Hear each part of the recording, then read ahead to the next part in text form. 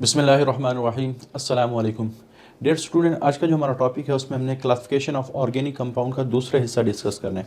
अभी तक जो हमने क्लासिफिकेशन ऑफ ऑर्गेनिक कंपाउंड का जो हिस्सा डिस्कस किया है उसमें हमने पहले तो क्लासिफिकेशन को ओवरव्यू किया था कि क्लासिफिकेशन ऑफ ऑर्गेनिक कंपाउंड की जब हम बात करते हैं तो सबसे पहले तो दो बड़ी कैटेगरी है।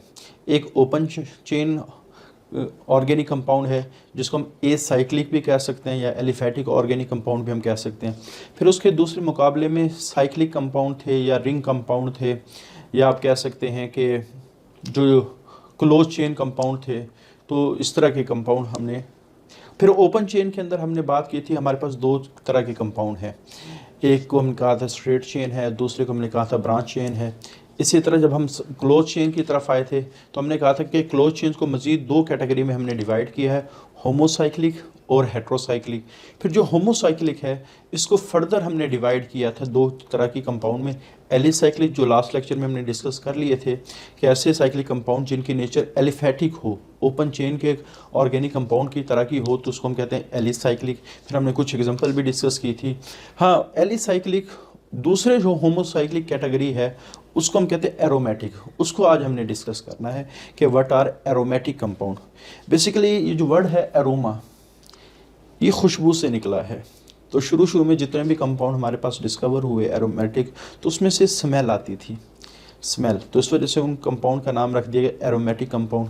फिर उन कंपाउंड के अंदर जब उनको स्टडी किया गया तो काफ़ी सारी चीज़ें ऐसी नज़र आई जिनकी बुनियाद पे फिर हमने और एरोमेटिक कंपाउंड की पूरी क्लास बनाई। उनमें से एक जो सबसे कॉमन चीज़ थी कि इनमें ज़्यादातर केसेस में एरोमेटिक कंपाउंड के अंदर बेंजीन रिंग होता था, एटलीस्ट वन लाजमी होता था। ठीक है, ये मेजॉरिटी ऑफ केसेस की बात कर रहा हूँ। सारे एरोमेटिक आजकल जो हमारे पास एरोमेटिक कंपाउंड्स हैं, एरोमेटिक कंपाउंड होने का कुछ क्राइटेरिया है। एक तो उसमें क्राइटेरिया ये है कि उसमें बेंजीन रिंग हो तो वो एरोमेटिक बन जाते हैं। अगर बेंजीन रिंग ना भी हो तो हमारे पास कुछ क्राइटेरियाज हैं, जैसे फॉर एग्जांपल कि अगर रिंग अनसैचुरेटेड हो, दूसरी चीज साइक्लिक हो, और एक रूल है जिसको हम हकल्स रूल कहते हैं, और इसको फॉलो अगर करता हो, ये रूल किसी भी कंपाउंड की जो एरोमेटिक नेचर है उसको डिस्कस कर रहा होता है। तो अगर हमारे पास कोई भी कंपाउंड अनसैचुरेटेड हो, साइक्लिक हो और हकल्स रूल को फॉलो करते हैं, उसमें बेंजीन रिंग ना भी हो, तब भी हम उसको एरोमेटिक कंसिडर करेंगे। कुछ कंपाउंड आज भी हम डिस्कस करेंगे। तो बहरहाल, लेकिन मेजॉरिटी ऑफ केसेस में जब हम खास तौर पे इस लेवल पे बात कर रहे होते हैं तो हम क्या देते हैं कि एरोमेटिक कंपाउंड वो कंपाउंड है जिसमें बेंजीन रिंग होता है। अब बेंजीन रिंग है क्या? तो बेसिकली ये 6 कार्बन रिंग है, 1 2 3 4 5 और ये 6 कार्बन कंपाउंड है। उसके बाद दूसरी प्रॉपर्टी ये है 3 single and double bond alternatively, यानी टोटल हमारे पास 6 कार्बन है। तो जब हम इनमें बॉन्डिंग करेंगे तो अगर एक सिंगल बॉन्ड है तो उससे अगले वाला डबल होगा, फिर सिंगल बॉन्ड है तो उससे अगले वाला डबल होगा, अगर सिंगल बॉन्ड है फिर उससे अगले वाला डबल होगा। तो अल्टरनेटिवली का क्या मतलब है कि एक को छोड़ के एक, कि यहाँ अगर सिंगल बॉन्ड है तो फिर डबल बॉन्ड, फिर उसके बाद सिंगल, फिर डबल, फिर सिंगल, फिर डबल। तो हमारे पास अगर हम इसकी कार्बन की वैलेंसी सेटिस्फाई करना चाहें तो यहाँ सबके साथ एक एक हाइड्रोजन की गुंजाइश है। तो अगर हम हाइड्रोजन लगा दें तो ये हमारे पास बेंजीन रिंग बन जाए। अब अगर देखा जाए इस रिंग में चूंकि सारे कार्बन के एटम्स हैं, कोई दूसरा एटम नहीं है, तो इस वजह से होमोसाइक्लिक कंपाउंड की कैटेगरी है। क्लियर? उसके बाद अच्छा, जब हम बात करते हैं ऑर्गेनिक कंपाउंड की तो हम अपनी आसानी के लिए कुछ काम कर रहे होते हैं। जैसे फॉर एग्जांपल अब मैंने ये सारे कार्बन लिखे, उसके साथ हाइड्रोजन लगाए, तो अगर बहुत ज़्यादा बड़े कंपाउंड को हमने ड्रा करना हो तो ये कार्बन लिखना, उसके साथ हाइड्रोजन लगाना, ये थोड़ा सा हेक्टिक काम हो जाएगा। तो इस वजह से आमतौर पे जब हम ऑर्गेनिक कंपाउंड की बात करते हैं तो इस बेंजीन रिंग को हम इस तरह भी ड्रा कर सकते हैं,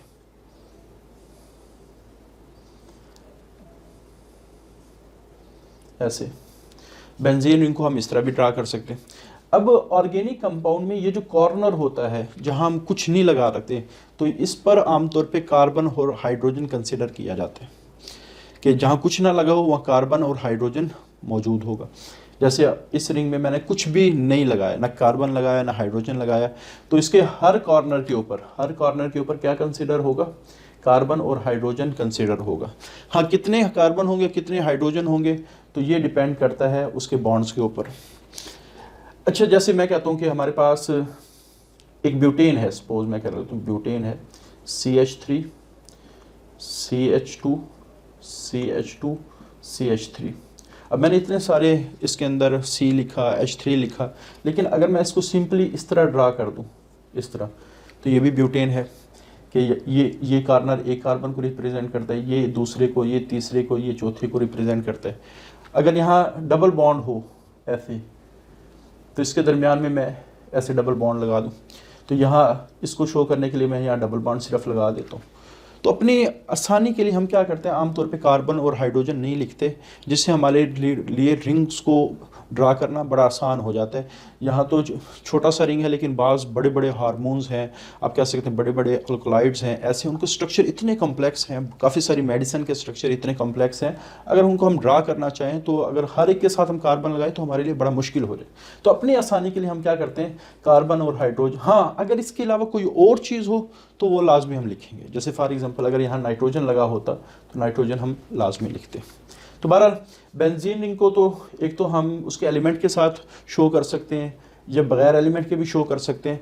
अच्छा, ये जो बॉन्ड्स बनते हैं आमतौर पे शेयरिंग ऑफ इलेक्ट्रॉन की वजह से बनते हैं, तो अंदर जो इलेक्ट्रॉन शेयर हैं वो आमतौर पे मूव कर रहे होते हैं। इस वजह से उनकी मूवमेंट की वजह से बेंजीन रिंग में आमतौर पे हम एक सर्कल भी लगा देते हैं जो मूवमेंट ऑफ इलेक्ट्रॉन को शो कर रहा होता है। तो बेंजीन रिंग की जब रिप्रेजेंटेशन की बात आती है तो आप इस तरह भी लिख सकते हैं, बेंजीन रिंग की रिप्रेजेंटेशन की बात आती है आप इसको इस तरह भी लिख सकते हैं, बेंजीन रिंग की रिप्रेजेंटेशन की बात आती है आप इसको इस तरह भी लिख सकते हैं। क्लियर? तो ये हर वो कंपाउंड जिसमें बेंजीन रिंग मौजूद होगा तो वो आमतौर पे और एरोमेटिक कंपाउंड कहलाएगा। अच्छा, उसके बाद बाज़ केसेस में क्या होता है कि जो हाइड्रोजन एटम मौजूद होते हैं, हम उन हाइड्रोजन एटम को रिप्लेस करके उसकी जगह आप कह सकते हैं कोई और फंक्शनल ग्रुप भी लग सकता है, कोई और एलिमेंट भी लग सकता है। तो जिस वक्त बेंजीन रिंग में हाइड्रोजन को रिमूव करके हम कोई और फंक्शनल ग्रुप लगा देंगे तो हम उसको कहेंगे these are the derivatives of benzene, कि ये बेंजीन के डेरिवेटिव्स बन गए। तो बाज़ केसेस में क्या होता है, हाइड्रोजन एटम में be substituted by another functional group resulting in the derivative of benzene. जैसे मैं कहता हूँ कि हमारे पास ये बेंजीन रिंग था,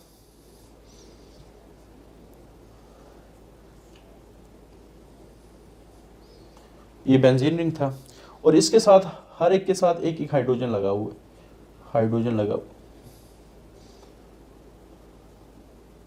ऐसे। लेकिन अगर मैं इस हाइड्रोजन को निकाल के, कोई भी है क्योंकि हमारे पास यहाँ सिमेट्री इक्वल होती है हर कार्बन की, तो किसी भी कार्बन पे अगर मैं C को निकाल के OH लगा दूँ तो ये हमारे पास बन जाएगा फिनोल। लेकिन अगर मैं H को निकाल के, अब मैं थोड़ा सा सिंपल सा स्ट्रक्चर ड्रा कर दूँ, इसके ऊपर CH3 लगा दूँ तो ये टॉलुइन। अब यहाँ देखें मैंने पहले एलिमेंट लिखे तो टाइम कितना लगा, लेकिन ये स्ट्रक्चर ड्रा करने में मुझे थोड़ा सा टाइम लगा। अच्छा, बेंजाल्डिहाइड में क्या होता है कि अगर हम रिंग ड्रा करके ऊपर CHO जो एल्डिहाइडी ग्रुप है उसको लगा दें तो ये बेंजाल्डिहाइड। अगर यहाँ CHO की जगह हम NO2 लगा दें तो ये नाइट्रोबेंजीन बन जाएगा। तो इस तरह मुख्तलिफ़ किस्म के हाइड्रोजन को जब हम रिप्लेस करेंगे तो उसकी वजह से फिर मुख्तलिफ़ किस्म के जो बेंजीन के डेरिवेटिव्स हैं, ये सारे एरोमेटिक कंपाउंड क्यों कहलाएंगे, क्योंकि इन सब के अंदर क्या मौजूद है, बेंजीन मौजूद है। क्लियर? तो एक कैटेगरी तो हमारे पास वो है एरोमेटिक कंपाउंड की जो डेरिवेटिव ऑफ बेंजीन। अच्छा, दूसरी कैटेगरी ये है कि बाज़ केसेस में हमारे पास जो बेंजीन रिंग होता है वो फ्यूज़ होते हैं, एक से ज़्यादा जो बेंजीन रिंग हो वो फ्यूज़ होते हैं। जैसे मैं बात करता हूँ नेफ्थलीन की, तो नेफ्थलीन में दो बेंजीन रिंग आपस में फ्यूज़ होंगे ऐसे। बात करता हूँ एंथ्रासीन की, इसमें हमारे पास 3 रिंग फ्यूज होंगे। अगर ये बेंजीन ऊपर चला जाए तो एक और कंपाउंड बनेगा फेनेंथ्रासीन। तो इस नेफ्थलीन इसको कहेंगे, इसको एंथ्रासिन कहेंगे। ये दो आपकी बुक में एग्जांपल दी गई है। अच्छा, ये फ्यूज बाज़ दफ़ा ऐसे कंपाउंड भी हो सकते हैं जिसमें बेंजीन रिंग हो सकता है फ्यूज़ ना हो, जैसे डाइफेनाइल, टर्फेनाइल। तो ऐसे कंपाउंड है जिसमें बेंजीन रिंग बॉन्ड के ज़रिए से जुड़े होते हैं। तो बहरहाल चूँकि आपकी बुक में सिर्फ फ्यूज़ रिंग के बारे में डिस्कस किया, तो इस वजह से हम यहीं तक स्टडी करेंगे। अच्छा, उसके बाद अगली जो आखिरी कैटेगरी है, हमने कहा था जो साइक्लिक कंपाउंड है वो दो तरह के, होमोसाइक्लिक, दूसरे हेट्रोसाइक्लिक हैं। अब हेट्रोसाइक्लिक में, होमोसाइक्लिक में क्या था कि सारे के सारे जो रिंग के अंदर एटम है वो सिमिलर थे। चूंकि ऑर्गेनिक कंपाउंड की बात करते हैं तो सारे के सारे रिंग के अंदर जो एलिमेंट थे वो सिर्फ कार्बन के थे। इस वजह से हमने होमोसाइक्लिक को ऑर्गेनिक कंपाउंड की केस में हमने कहा था ये कार्बोसाइक्लिक भी हैं। अब हेट्रोसाइक्लिक का वर्ड क्या रिप्रेजेंट करता है? हेट्रो का मतलब होता है डिफरेंट। हेट्रो का क्या मतलब होता है? डिफरेंट। तो अगर एक रिंग में दो या उससे ज्यादा टाइप के एलिमेंट मौजूद हो तो क्या बन जाएगा? Heterocyclic. The cyclic compound which contain more than one type of element in rings. जैसे यहाँ मैंने 5 कार्बन के रिंग ड्रा की और 5 कार्बन के एलिमेंट रिंग में ड्रा किया और एक नाइट्रोजन का, तो ये अब हेट्रोसाइक्लिक बन गया। ये होमोसाइक्लिक नहीं रहा क्योंकि यहाँ एक कार्बन की जगह क्या आ गया? नाइट्रोजन। अच्छा, वो हमारे पास, क्योंकि हम ऑर्गेनिक कंपाउंड की बात करते हैं तो कार्बन के अलावा जो भी कोई एलिमेंट रिंग में मौजूद होगा वो हेट्रो एटम्स कहलाएगा। कि कार्बन के अलावा atom other than carbon in rings are called hetero. और सबसे ज्यादा जो हेट्रो एटम्स होता है वो नाइट्रोजन है, सबसे ज्यादा। उसके अलावा ऑक्सीजन भी होता है, सल्फर भी होता है, और भी काफी सारे हो सकते हैं। तो बहरहाल आपने याद रखना है कि रिंग में कार्बन के अलावा कोई भी दूसरा एलिमेंट अगर पाया जाए तो वो क्या कहलाएगा? हेट्रोएटम्स कहलाएगा। तो हेट्रोएटम की डेफिनेशन इंपॉर्टेंट है। उसके बाद ये जो हेट्रोसाइक्लिक कंपाउंड है ये दो तरह के, सैचुरेटेड और अनसैचुरेटेड। तो ये जितने भी ऑर्गेनिक कंपाउंड हम पढ़ रहे हैं तो इसमें ये बात लाजमी हम देखते हैं वो सैचुरेटेड है, अनसैचुरेटेड है। सैचुरेटेड में क्या होता है कि कार्बन कार्बन के दरमियान सिंगल बॉन्ड पाया जाता है। अनसैचुरेटेड में डबल और ट्रिपल बॉन्ड पाया जाता है। जैसे एक कंपाउंड है जिसका नाम है ऑक्सीरेन। ये 3 एलिमेंट हैं रिंग के अंदर जिनमें 2 कार्बन है और एक ऑक्सीजन है। कार्बन कार्बन के दरमियान कौन सा बॉन्ड पाया गया? सिंगल। तो ये सैचुरेटेड है। इसी तरह एक कंपाउंड है जिसका नाम है पायरोलिडीन। अब पायरोलिडीन क्या है कि ये 5 कॉर्नर रिंग है जिसमें 4 कॉर्नर कार्बन के हैं और एक नाइट्रोजन का है। और हमारे पास यहाँ अच्छा आएगा क्योंकि नाइट्रोजन की वैलेंसी 3 होती है और हर का कॉर्नर पे एक ही कार्बन है और एक पे क्या है? नाइट्रोजन है। और हर कार्बन के दरमियान क्या पाया जाता है? सिंगल सिंगल बॉन्ड पाए जाते हैं। तो ये बन जाएंगे सैचुरेटेड कंपाउंड। अच्छा, फिर बात करते हैं अनसैचुरेटेड की। तो अनसैचुरेटेड में डबल बॉन्ड होगा या ट्रिपल बॉन्ड होगा। तो आमतौर पे यहाँ हमने डबल बॉन्ड ही शो किया। जैसे कंपाउंड है एजीट, ऑक्सीट। तो इसमें क्या होता है? ये 4 कॉर्नर रिंग है तो एक कॉर्नर पे नाइट्रोजन लगी हुई है, बाकी 3 कॉर्नर पे कार्बन लगा हुआ है। लेकिन यहाँ अगर देखें कार्बन कार्बन के दरमियान क्या पाया गया? डबल बॉन्ड पाए। इसी तरह ऑक्सीड, तो ये नॉन एरोमेटिक कंपाउंड है। नॉन एरोमेटिक से क्या मुराद है? जो हकल रूल को आमतौर पर फॉलो नहीं करते। तो ऑक्सीड हमारे पास नॉन एरोमेटिक कंपाउंड है और ये देखा जाए तो यहाँ डबल बॉन्ड है, बाकी सब में क्या? सिंगल बॉन्ड है। और यहाँ ऑक्सीजन क्या है? हेट्रोएटम है। इसी तरह जो हमारे पास एरोमेटिक कंपाउंड है, अब यहाँ देखें तो यहाँ कोई भी हमारे पास बेंजीन रिंग नहीं है, लेकिन सारे के सारे एरोमेटिक हैं क्योंकि वो इन रूल्स को फॉलो करते हैं। तो अगर हम बात करें इन एरोमेटिक कंपाउंड की, जैसे एक पायरोल है। पायरोल में क्या है? ये 5 कॉर्नर रिंग है। अब क्या, उसके बाद हर कॉर्नर पे कार्बन लगी हुई है और एक कॉर्नर के ऊपर नाइट्रोजन, और नाइट्रोजन के साथ क्या अटैच है? हाइड्रोजन। उसी तरह फ्यूरॉन की बात करें, ये भी 5 कॉर्नर रिंग है, 4 पे कार्बन है और एक पे ऑक्सीजन है। थायोफीन, थायो हमेशा सल्फर को रिप्रेजेंट कर रहा होता है।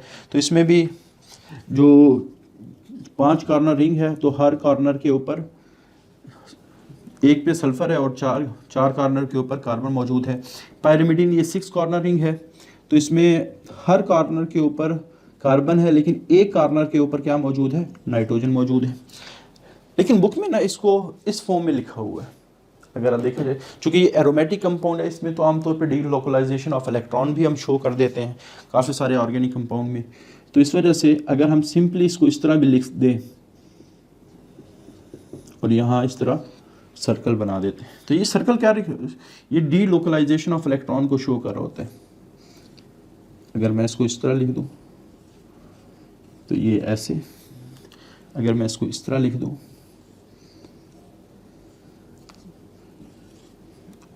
इसको,